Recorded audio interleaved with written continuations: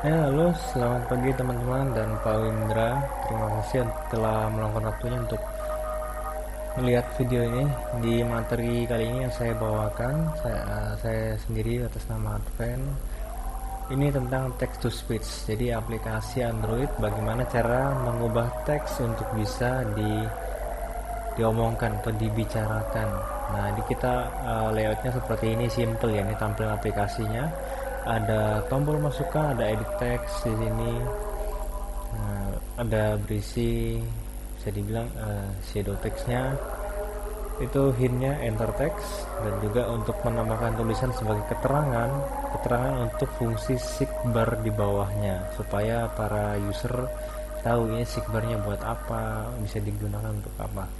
Ada pitch dan speed juga, jadi kecepatan bicara dan juga nadanya saat berbicara. Nah, untuk sidebarnya seperti ini. Ini kita untuk defaultnya kita setting di 50%, separuh ya.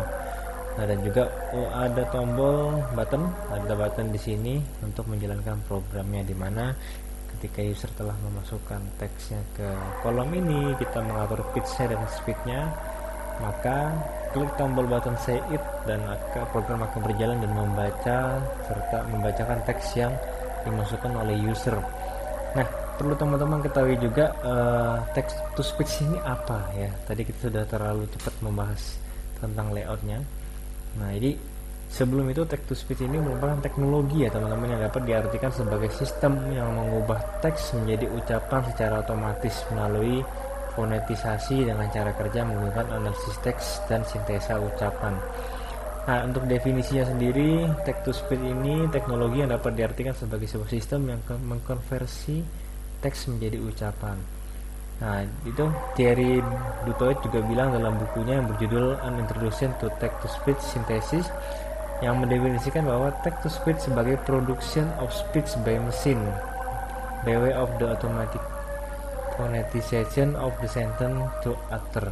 Jadi berdasarkan rujukan yang saya katakan tadi secara garis besar, itu memunculkan definisi text to speech sebagai sistem yang mampu mengubah teks atau tulisan menjadi ucapan secara otomatis melalui cara fonetisasi. Nah, sistem sendiri itu tidak bisa bekerja maksimal jika tidak didukung dengan kecanggihan teknologi berbasis AI ya. Nah, sistem ini mengkonversi berbagai macam teks, mulai dari buku, berita, konten, website, dan teks sederhana dan lain sebagainya. Jadi sistem ini dapat mengkonversikan macam-macam ya, berupa teks dan tulisan. Nah, juga teks seperti ini banyak ditemui biasanya di teknologi untuk yang diadopsi oleh Natural Language Processing atau NLP. Nah, jadi NLP ini salah satu pendukung untuk menghasilkan output suara yang natural dan tidak terdengar seperti robot, jadi seperti orang beneran. Nah, cara kerjanya cukup simpel ya. Pada umumnya juga dibagi menjadi dua bagian besar cara kerjanya text to speech, yaitu menganalisis teks yang mentransformasi tulisan menjadi representasi linguistik, dan sintesa ucapan yang mentransformasi representasi linguistik menjadi sinyal ucapan. Nah, jadi text to speech ini juga bagian konverter teks ke fonem, bertugas mengubah input tulisan menjadi rangkaian kode-kode bunyi yang umumnya direpresentasikan dengan kode fonem, durasi, serta pitch-nya. Nah, jadi selanjutnya jika phoneme to speech, bagian dari konverter fonem ke ucapan, akan menerima kode-kode fonemnya, durasi, serta pitch-nya. Nah, sebab itu tadi kita di programnya ada pitch dan juga ada kecepatannya. Nah, nanti akan menghasilkan gelombang sinyal ucapan sesuai kalimat yang diinginkan. Nah, teman-teman juga mungkin banyak ketemu ya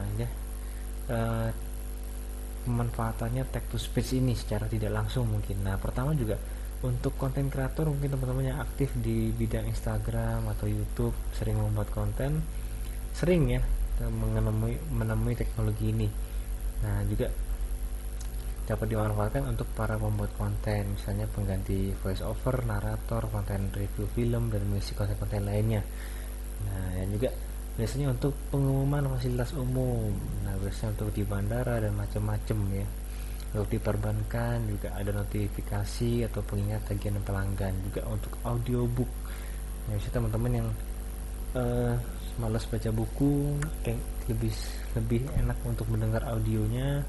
Nah, text to speech ini akan sangat dimanfaatkan ya teman-teman, daripada kalau dulu cara manualnya kan kita baca ya.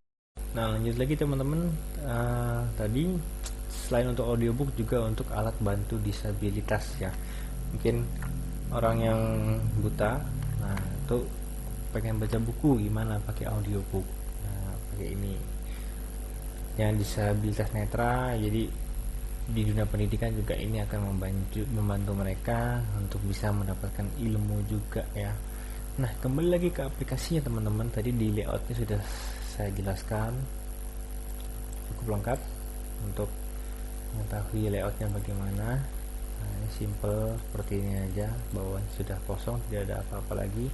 Untuk di main activity-nya, ini ada import package-package yang diperlukan untuk menunjang aplikasi ini. Yang pasti ya speech, text to speech, compact activity, bundle, util.log, view, widgetnya, button, edit text, dan seeker tadi. Nah juga untuk mengimport lokasi. Nah jadi aplikasi ini punya keterbatasan karena kita harus menggantikan lokasi bahasanya atau bahasa inputannya secara manual. Nah jadi mungkin diharapkan untuk pengembangan selanjutnya aplikasi ini bisa mendeteksi bahasa apapun dan bisa langsung membaca. Nah itu terlihat di sini. Nah dimana saya men-set lokasinya sebagai Inggris, jadi masukannya berupa bahasa Inggris yang biar bisa baca, atau Indonesia juga bisa nanti diganti. Nah ini di sini ada perulangan, ada if, ada untuk mengecek ini support atau tidak bahasanya. Lalu juga jika support maka akan lanjut, nah jika tidak maka akan keluar muncul inisialisasi gagal atau fail. Nah ini selanjutnya ketika sudah diklik maka klik tombol CI tadi, algoritmanya akan berjalan. Nah akan speak ya, dia akan speak. Nah itu dia setelah kita mengatur float pitch-nya dan speed-nya juga seperti ini, maka dia akan menyesuaikan outputnya.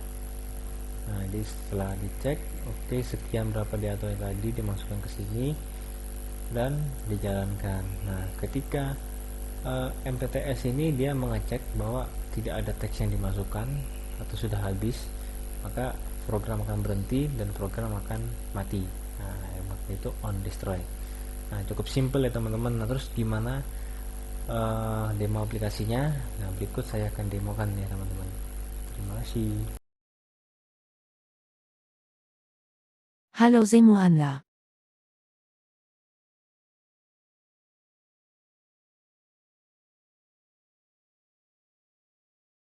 Selamat datang di channel kami. Selamat datang di channel kami. Selamat datang di channel kami. Selamat datang di channel kami. Selamat